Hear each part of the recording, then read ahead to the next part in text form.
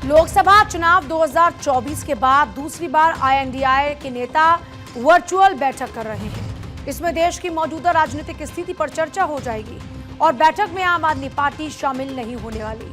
TMC ने पहले बैठक से दूर रहने का संकेत दिया, लेकिन अब उसने कहा कि पार्टी के राष्ट्रीय महासचिव अभिषेक बनर्जी वर्चुअली बैठक का हिस्सा होंगे।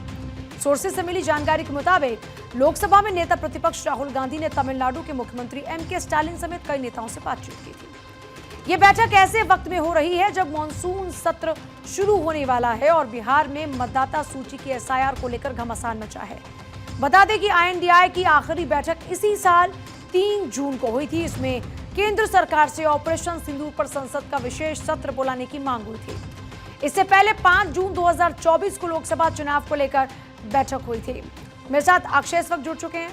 अक्षय, होने वाली बैठक को लेकर अभी क्या अपडेट मिल रहा है? देखिए, बैठक शुरू हो चुकी है पूजा, और सबसे बड़ी बात ये रही है कि आम आदमी पार्टी का भी पता नहीं चल पाया है कि वो बैठक में शामिल है या नहीं, लेकिन वो उन्होंने दूरी बनाने का संकेत दिया था।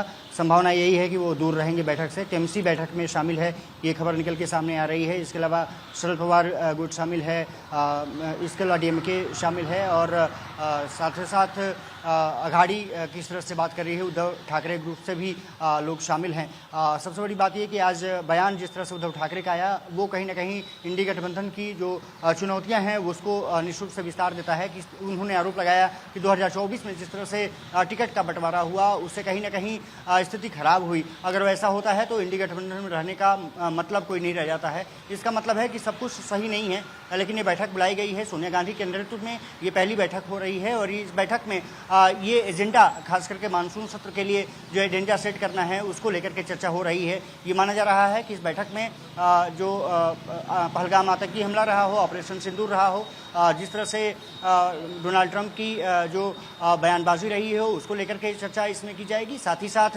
बिहार में एसआईआर का मुद्दा भी क्योंकि हावी है, निश्चित रूप से ये मुद्दा भी सुर्खियों में रहेगा। ये माना जा रहा है कि जिस तरह से अहमदाबाद में प्लेन क्रैश हुआ है, उसके बाद के हालात को लेकर के भी चर्चा की जाएगी। मानसून सत्र के लिए एक साझा रणनीति बनाने की कोशिश है। कितनी कामयाबी मिलती है ये देखना जरूर दिलचस्प रहेगा, और क्या कुछ जो घेरने की रणनीति है सरकार को, उसमें कुछ कामयाबी मिलती है नहीं मिलती है। 8:15 बजे के आसपास जो कांग्रेस नेता है प्रमोद तिवारी, वो मीडिया को ब्रीफ करेंगे कि किस मुद्दों पर चर्चा हुई है और सर्वसम्मति किससे बनाई गई। पूजा, बहुत शुक्रिया अक्षय आपका फिलहाल पूरी जानकारी के लिए।